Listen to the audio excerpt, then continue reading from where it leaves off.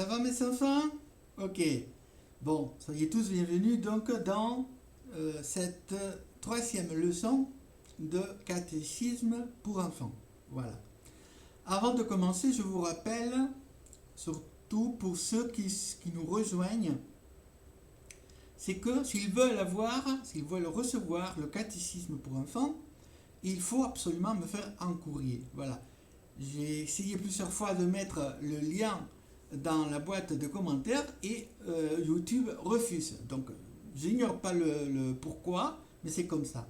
Voilà. Alors, comme solution, je vous demande, ceux qui veulent avoir le catéchisme pour enfants, de me le demander directement dans mon courrier. Je vous laisse mon courrier dans la boîte de la description de cette vidéo. Voilà. Nous allons passer directement donc à cette troisième leçon. Nous voici donc dans cette troisième leçon de ce catéchisme pour enfants. Voilà. Alors, cette leçon s'intitule « Dieu créateur de toutes choses ». Ce que nous allons découvrir, mes enfants, c'est que dans la parole de Dieu, il est question d'un Dieu créateur. Hein? Il est le Dieu créateur, c'est le Dieu qui a conçu toutes choses. Voilà. Donc, dans le premier point, nous avons le texte que nous devons lire pour bien comprendre la leçon. Ce passage se trouve dans la Genèse, le livre de la Genèse, chapitre 1. Voilà, Dieu a créé tout l'univers. Donc, je vous laisse le lire tranquillement dans votre Bible.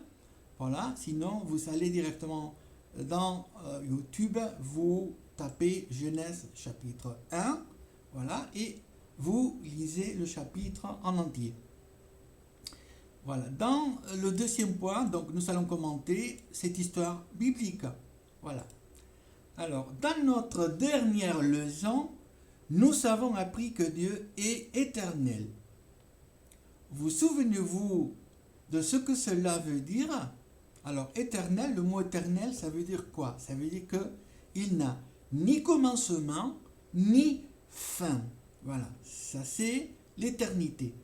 Voilà. Il nous est difficile de nous imaginer que Dieu est présent depuis toujours. Voilà, tout ce que nous voyons autour de nous a un début. Les scientifiques, la science, a découvert depuis plus d'un siècle que tout a eu, on va dire, un commencement. C'est cette, comment on dit, formule, si on veut dire, sur le Big Bang. C'est une théorie, une formule sur la compréhension de la création de l'univers. Voilà, ça s'appelle le Big Bang. Voilà, tout a eu un commencement. Voilà. Mais Dieu, lui, n'a pas eu de commencement. Le premier verset de la Bible l'annonce. Au commencement, Dieu créa le ciel et la terre. Il était présent avant même la création. Voilà. Dieu a fait toutes choses à partir du néant. Voilà. Il nous est très difficile dans notre petite tête de tout comprendre, de vouloir tout comprendre. Même si les scientifiques, on dit des scientifiques qui ont la grosse tête. Voilà. Mais ne croyez que les scientifiques comprennent tout. Ils essayent de comprendre, d'accord, mais ils ne comprennent pas tout. Les plus grands savants de notre siècle, les plus grands savants en cosmologie et tout cela, sont des gens humbles. Je crois que vous connaissez ce mot, être humble. Voilà. Et je connais quelques scientifiques, enfin j'ai vu quelques scientifiques qui ont fini de manière humble par reconnaître qu'ils ne comprennent pas tout, voilà, et qu'ils avaient besoin encore d'étudier, hein, pour comprendre. Voilà, c'est un premier point. Hein, voilà. Alors, donc à partir du néant, par le seul pouvoir de sa parole, par la volonté de Dieu, quand Dieu parle, les choses se font toutes seules. Tout ce que les hommes fabriquent se fabrique avec des matériaux qui existent déjà, que ce soit du bois, de la pierre, du papier, de l'argile, etc. Voilà. Donc, il est vrai que aujourd'hui, certains scientifiques, par exemple, font des recherches et des expériences dans son laboratoire, d'accord, avec des molécules, d'accord, des molécules qui sont, on va dire, inertes, qui n'ont pas de vie, et avec leur expérience, ils essaient de recréer la vie. Mais un premier point, c'est qu'ils n'ont jamais arrivé à créer la vie. Deuxième point, c'est qu'ils n'ont pas arrivé à créer une seule molécule. D'accord ? C'est-à-dire, à partir des molécules qui existent, les scientifiques font d'autres molécules. Ça, c'est vrai. Mais les molécules primitives, les molécules premières, la matière première, n'arrive pas à la refaire, hein, voilà, à la fabriquer, hein, à la créer. Voilà, parce que l'homme est incapable, hein, de créer de telles choses. Voilà. On continue. Pour faire le monde, Dieu ne s'est servi d'aucune matière première. Voilà. C'est ça ce que je viens de dire. Hein. Les scientifiques se servent des matières premières, hein, ils font des expériences avec des molécules. Mais ces molécules, ils existent déjà. Hein, voilà. Car il n'existait absolument rien. C'est lui seul qui a donné vie à tout ce qui existe actuellement. C'est ce que veut dire le mot créer. Voilà. Je vais vous apprendre quelque chose, c'est que la langue hébraïque, c'est-à-dire l'hébreu, la langue hébraïque, contiennent certains mots qui sont très spécifiques. Il y a des mots qui font référence strictement à Dieu et ne s'appliquent jamais à l'homme. Alors, il y a un verbe qui apparaît dans la Genèse, chapitre 1er, d'accord? C'est le mot hébreu bara. Le mot bara veut dire créer, mais il n'est applicable qu'à Dieu. Voilà. Ce verbe-là ne s'applique qu'à Dieu, car Dieu a le seul pouvoir de créer des choses. Hein. Pour inventer ou recréer des choses, on emploie en hébreu d'autres mots. D'accord? Mais le mot bara, il est réservé strictement à Dieu. D'accord? Voilà. On va continuer, mes enfants. Donc, alors, c'est Dieu qui a créé l'immense soleil, la lune si belle, les étoiles qui étincellent, la nuit. Voilà. Alors, regardez le soleil, par exemple.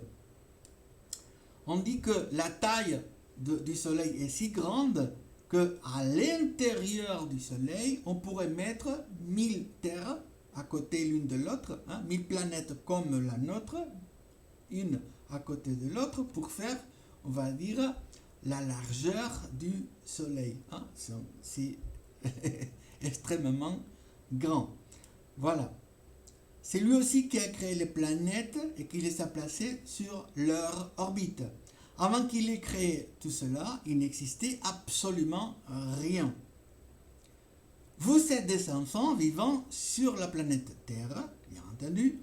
Vous n'en apercevez qu'une toute petite partie. Même si vous montiez dans l'espace, vous n'en verriez que la moitié.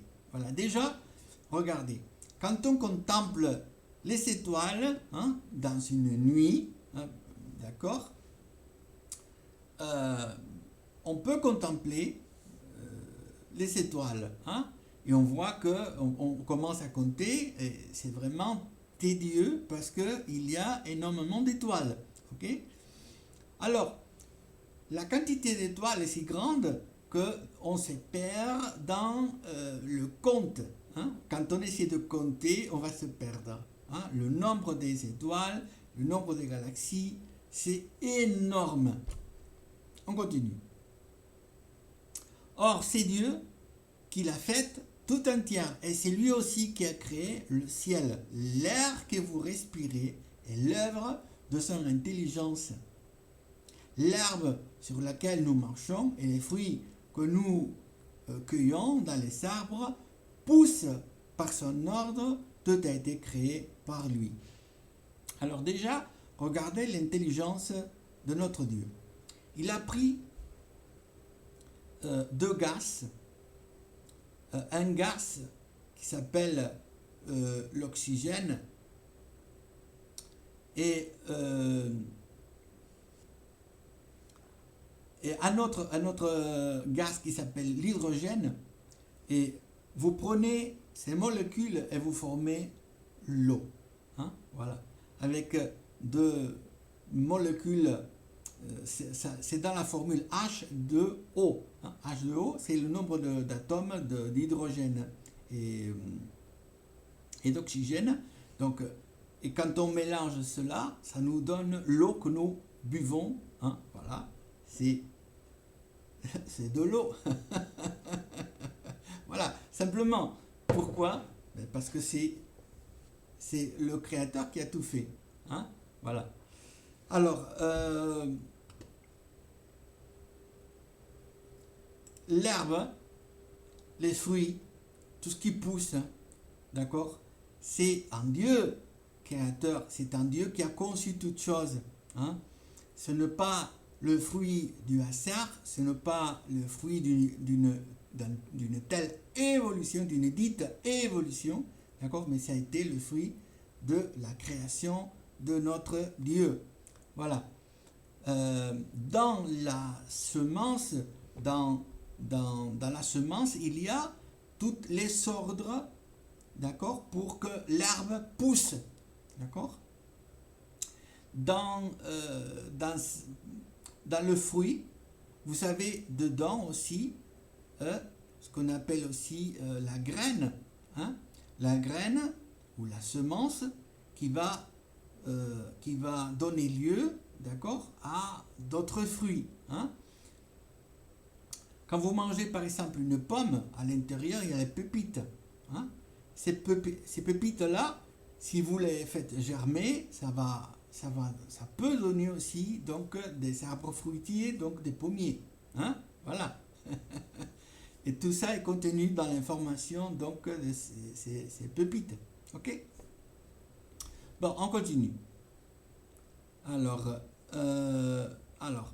pour quelle raison Dieu a-t-il créé l'univers? Il l'a créé pour son plaisir, afin de montrer sa gloire. C'est-à-dire que chaque fois que nous regardons l'espace et nous regardons les étoiles, nous contemplons la gloire de notre Dieu. Hein? C'est sa puissance et sa majesté. Voilà.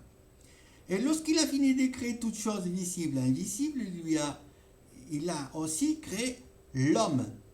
Cet ordre dans la création montre toute la sagesse de Dieu, car si Dieu avait commencé par créer l'homme, celui-ci n'aurait pas trouvé la moindre parcelle de terre sur laquelle marcher. Donc, il y a une sorte d'ordre dans la création de Dieu. Si nous regardons attentivement chaque verset, vous allez vous rendre compte que c'est un ordre même scientifique.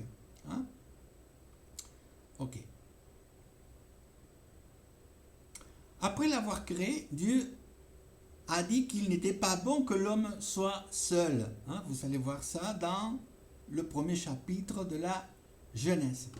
C'est pourquoi il a aussi créé la femme. Ensemble, l'homme et la femme ont donné naissance à des enfants. Et ceux-ci, à leur tour, ont donné naissance à d'autres enfants. Voilà. Donc, nous sommes, d'après la Bible, nous sommes la création du Seigneur. Hein? Voilà. Bien des siècles se sont écoulés depuis la création du premier homme et de la première femme. C'est bien plus tard que vous êtes venus au monde. Voilà. Alors, qui êtes-vous? Depuis quand êtes-vous ici sur terre? Vous êtes des garçons ou des filles? Dieu vous a donné un corps magnifique, un esprit intelligent.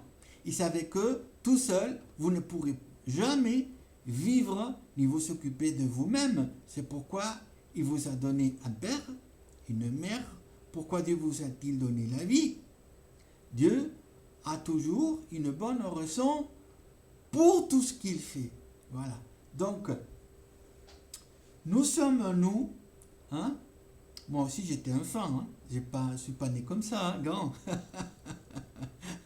Je n'ai pas paru comme ça, hein, les enfants. Moi-même j'étais enfant à mon tour. Et oui, voilà. Donc nous sommes le produit de l'amour de nos parents. Voilà. Et nous venons donc d'une succession de générations depuis le premier homme et la première femme. D'accord? Dans toutes les cultures de la terre, il y a la même histoire. Dans des différentes langues, d'accord? L'histoire peut varier plus ou moins, d'accord? Il y a des histoires comme cela dans le continent américain, chez les Amérindiens. Il y a aussi chez les Chinois, les hindous, et aussi, bien sûr, aussi dans le récit de la Bible. Hein? Comme quoi, il y a une espèce de consensus dans l'histoire, d'accord, avant l'histoire. Hein? Voilà. Alors, la raison principale est qu'il vous veut pour lui-même, hein, pour que vous l'aimiez. Alors, cela veut dire qu'il nous a créé. L'autre semaine, on a dit que Dieu a créé l'homme, hein, malgré qu'il savait déjà que nous allons commettre des bêtises. Hein, voilà. Malgré cela, Dieu nous a créés. Hein. Mais Dieu nous aime énormément. Il nous a créés pour sa gloire, hein, pour sa gloire, mais aussi pour que nous puissions aussi l'aimer. Hein. L'être humain, quand il a été créé pour aimer. Nous avons besoin, nous expérimentons, hein, nous avons le besoin d'aimer quelqu'un. Voilà. Donc, le fait d'aimer, ce sentiment d'amour que nous avons, c'est Dieu qui l'a mis en nous. Hein? Voilà. Pour que vous l'aimiez, que vous l'honoriez, que vous l'adoriez, que vous le serviez et que vous trouviez votre bonheur en lui. Voilà.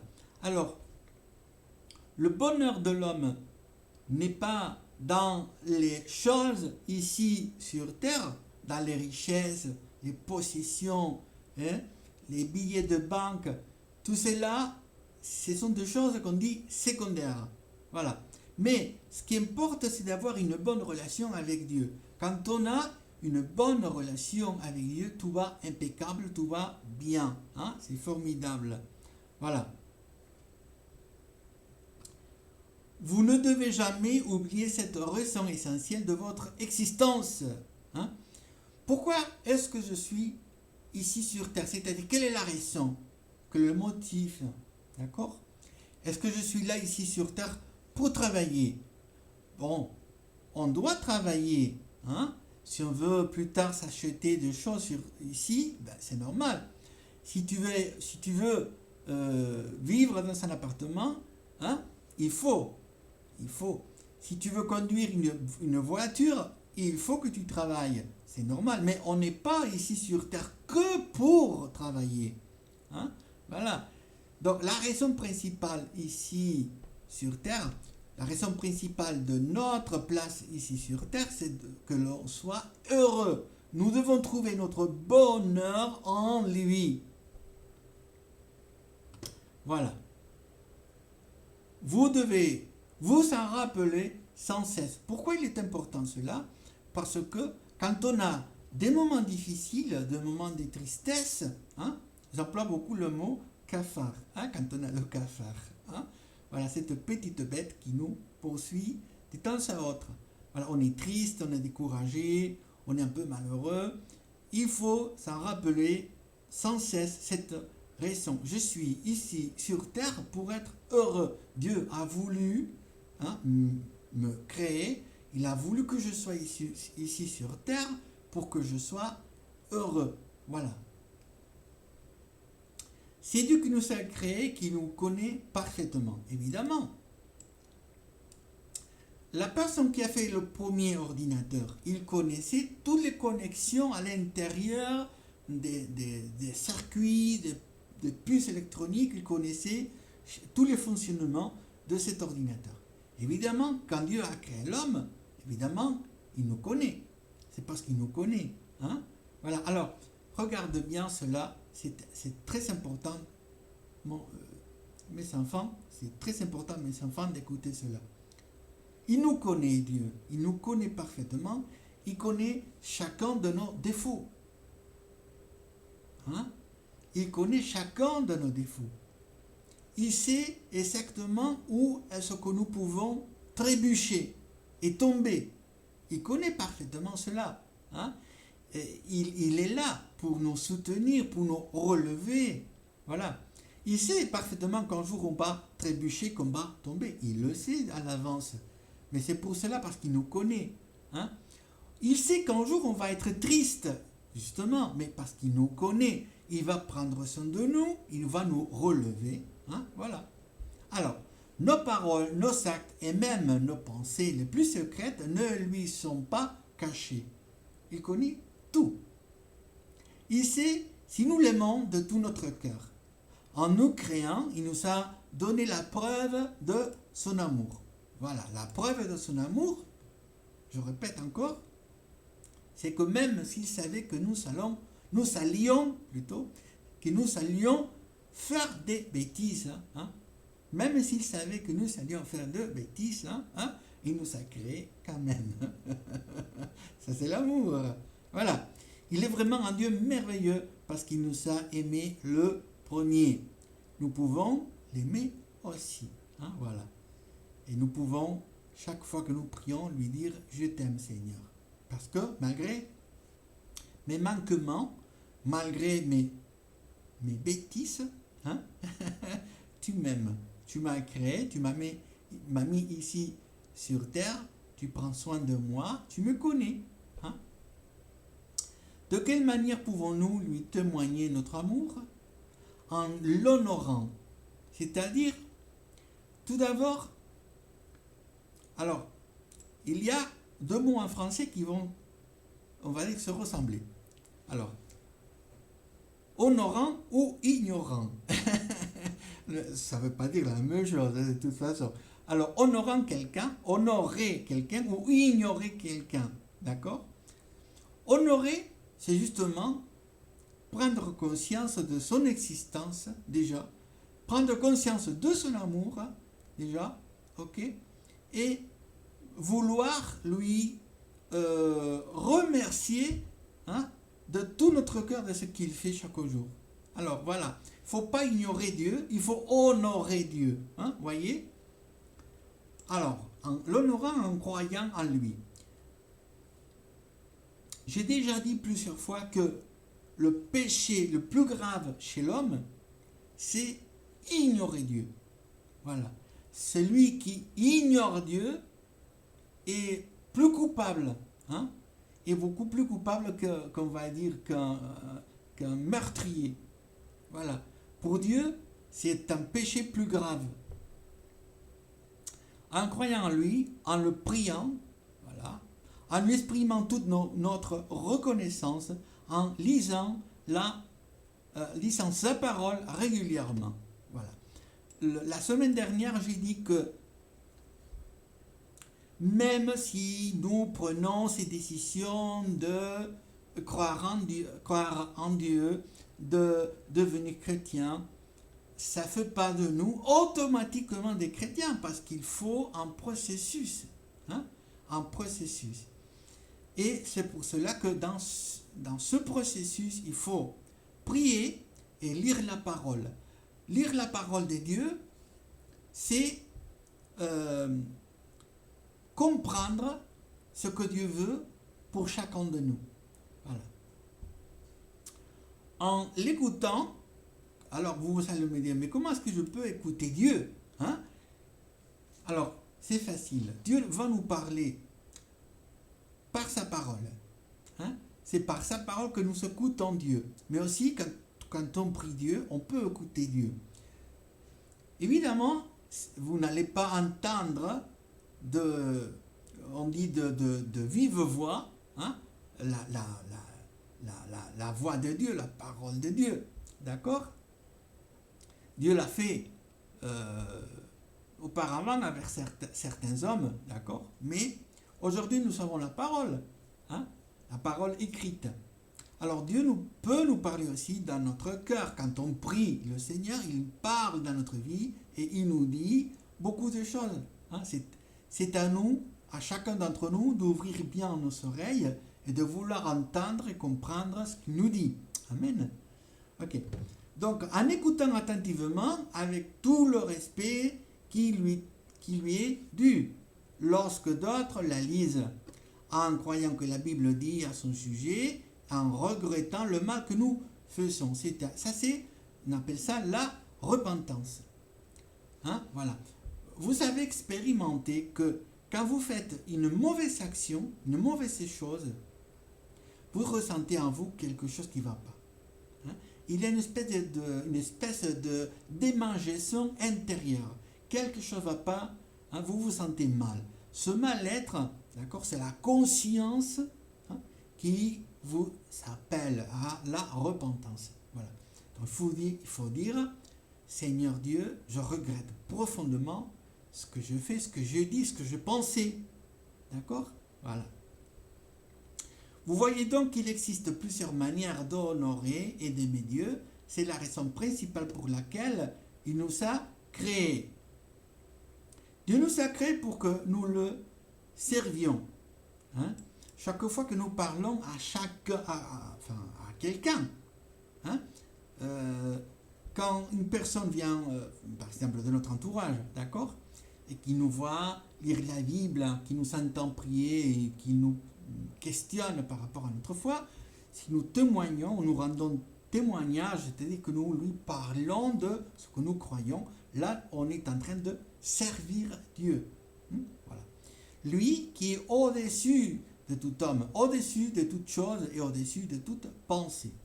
C'est pourquoi il nous a donné l'intelligence et la parole des cieux et des oreilles, des mains et des pieds. Mes chers enfants, nos cieux sont aussi une preuve irréfutable aussi de cette conception unique. Hein? Nous avons des cieux, les animaux ont aussi des cieux. Hein? Voilà. Il a fallu attendre le 19e, 20e siècle pour voir apparaître les premières caméras et les vidéocaméras. D'accord? Mais ça n'a rien à voir avec ce que l'œil est capable de faire. Hein? Voilà. Alors, on continue. Dieu veut que nous mettions tous ces dons et toutes les forces qui nous a donné à son unique service. Voilà. Alors, les dons, le Seigneur nous donne, on va dire, des outils. Ces outils de travail, nous les appelons dans la Bible des dons. Hein? Voilà. Mais ce sont des outils, pas pour que vous compreniez mieux. Voilà. Et il nous a donné une intelligence, une sagesse, d'accord, pour que nous puissions servir le Seigneur. Amen. Voilà. Il dit ainsi que nous trouvions notre plaisir dans les choses qu'il a créées. Évidemment. Hein?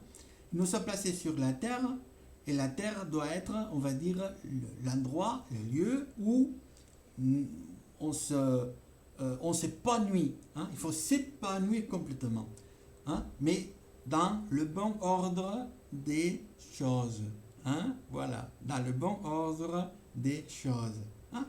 Voilà. Si vous avez des doutes, vous laissez donc vos doutes dans la boîte de commentaires ou bien vous pouvez m'envoyer en courrier. Dans tout ce que nous faisons, à la maison comme à l'école, dans nos loisirs comme au travail, dans ce que nous mangeons comme dans ce que nous buvons, nous sommes appelés à trouver notre plaisir en Dieu et à lui témoigner notre reconnaissance. Voilà. Donc, que ce soit à la maison, que ce soit à l'école, nous sommes placés là pour donner témoignage de notre foi. Ok? Soyons donc sans cesse heureux à cause de son grand amour et pensons combien il est merveilleux de vivre en sachant qu'il nous aime et qu'il nous protège, qu'il est toujours à nos côtés et qu'il nous dirige. Voilà. Nous avons la petite révision dans le 3e point. Bon, il y a toutes les réponses après. Qui a créé les cieux et la terre? Comment Dieu les a-t-il créés? Pourquoi Dieu a-t-il créé l'univers? Pourquoi Dieu t'a-t-il créé toi? Aussi, voilà. Bon, il y a une prière que nous allons faire ensemble. Alors, chaque fois que nous prions, nous nous approchons du Seigneur. Donc, la prière est très importante. Il faut apprendre petit à petit à se mettre devant le Seigneur dans la prière. On apprend à prier. Hein? Ça ne vient pas comme ça d'un coup, hein? Et vous êtes un grand orateur. Non, ça vient petit à petit. Vous prenez conscience de ce que vous faites et aussi confiance en ce que vous faites. Et petit à petit, vous allez développer votre prière. Ok? Seigneur Dieu, comme tu es grand, comme tu es grand, c'est toi qui as fait toutes choses. Je te remercie de m'avoir fait naître. Aide-moi à t'aimer toujours davantage et aussi à te servir toujours mieux. Aide-moi à bien comprendre pourquoi j'existe au nom de Jésus. Je te prie, Seigneur, aussi pour tous ces enfants qui regardent ces vidéos, qui écoutent ta parole. Je te prie pour tous ces enfants, Seigneur, au nom du Seigneur Jésus, pour que tu puisses agir dans leur cœur. Au nom du Père, du Fils et du Saint-Esprit, nous te remercions de ce que tu nous as fait, Seigneur. Amen. Gloire à Dieu. Le texte à mémoriser pour cette semaine se trouve dans le psaume 104, verset 24. Que tes œuvres sont en grand nombre, ô Éternel, tu les as toutes faites avec sagesse. La terre est remplie de ce que tu possèdes. Et plusieurs questions qui nous sont posées, donc pour encore nous questionner, pour que l'on puisse comprendre mieux. D'accord? Alors, quel est le premier verset de la Bible? Voilà, c'est très simple. Qui a fait Dieu? C'est très simple aussi à répondre. Pourquoi Dieu a-t-il créé le monde? C'est facile. Pourquoi Dieu a-t-il créé l'homme en dernier et pas en premier? Voilà. À discuter. Donc, la première question, comment sais-tu que Dieu avait un plan de sagesse lorsqu'il a créé le ciel et la terre? Deuxième question, peux-tu dire ce qui n'a pas été fait par Dieu? Troisième point, ça c'est on va dire une question piège. Hein? Troisième question, énumère certaines des choses par lesquelles tu peux honorer Dieu. Et la quatrième question, c'est comment peux-tu servir Dieu en lui témoigner son amour? Et lui témoigner son amour. Voilà. Et dans le 8e point, nous avons évidemment le test correspondant pour chaque jour jusqu'à la semaine prochaine. Voilà. Mes enfants, c'est tout pour cette vidéo. J'espère de tout mon cœur que cette vidéo vous a plu. Voilà. Et on se voit la semaine prochaine.